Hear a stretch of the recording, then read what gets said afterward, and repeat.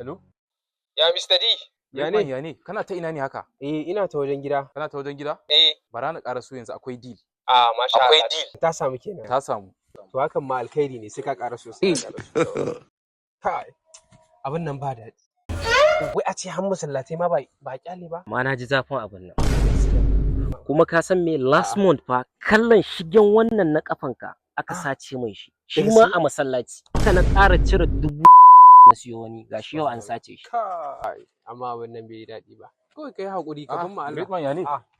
Ya ka ƙara so kenan. Wallahi tallahi. To ya me deal din ne? Gashi sa dubu shaf. Wannan fa ya daga ka san kai open zan ma yanzu na ɗebo su a masallaci. Ka samun 3000 ASAP. Wannan da na siyar ma last month ka san 2000 ka samun. Ba zan karɓa 2000. Kai tsaya mana. Ya na kawo ma deal kuma kana wani. Okay.